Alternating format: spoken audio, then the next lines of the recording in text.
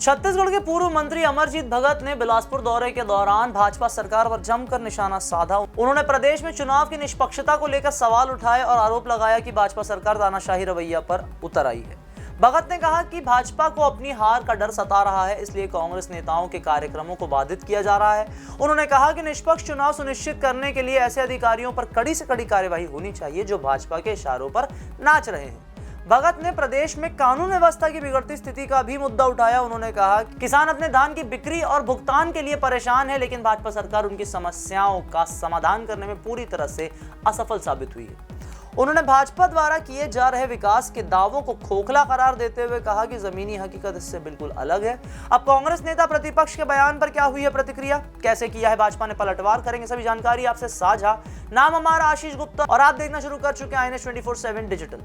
नेता प्रतिपक्ष शरणदास महंत द्वारा महाराष्ट्र TS सिंहदेव के नेतृत्व में चुनाव लड़ने संबंधी बयान को लेकर अमरजीत भगत ने कहा कि महंत प्रदेश के वरिष्ठ नेता हैं और उनकी बातों को हल्के में नहीं लिया जा सकता।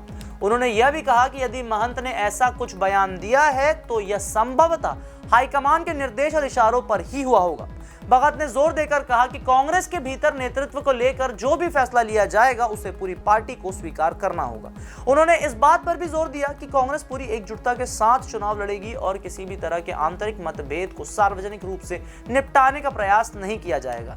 भगत ने कहा कि कांग्रेस का असली मकसद भाजपा की जन विरोधी नीतियों का पर्दाफाश करना है और प्रदेश में जनता के हित में काम करना है। अमरजीत भगत के आरोपों पर भाजपा ने तीखी प्रतिक्रिया दी। भाजपा सांसद बृजमोहन अग्रवाल ने कहा कि कांग्रेस के नेता अब खुलेआम एक दूसरे के खिलाफ बयानबाजी कर रहे हैं, जिससे यह साफ हो जाता है कि पार्टी में नेतृत्व को लेकर गहरी दरार है। उन्होंने कहा कि कांग्रेस के नेताओं की लड़ाई अब इस स्तर तक पहुंच गई है कि वे अपने ही दल के नेताओं को कमजोर करने में जुटे हुए हैं। बृजमोहन अग्रवाल ने कांग्रेस पर कटाक्ष करते हुए कहा कि पार्टी में जूतम पैजार मची हुई है और इसी आंतरिक कलह के चलते कांग्रेस प्रदेश में लगातार कमजोर होती जा रही है। उन्होंने यह भी कहा कि कांग्रेस ने केवल सत्ता में रहते हुए प्रदेश की जनता को लूटने का काम किया है और अब जब जनता ने उन्हें नकार दिया है तो वे आपस में ही लड़ रहे हैं।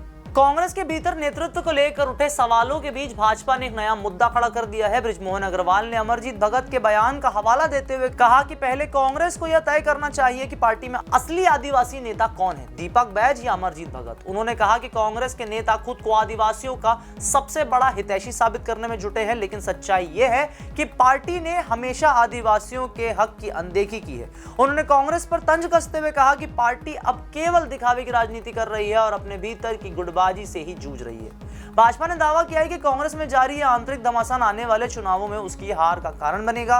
कुल मिलाकर छत्तीसगढ़ में कांग्रेस और बीजेपी के बीच में बयानबाजी तेज हो चुकी है, जिससे राजनीतिक माहौल भी काफी गर्म हो चुका है और आगामी चुनावों की सियासी जंग और रोचक हो सकती है।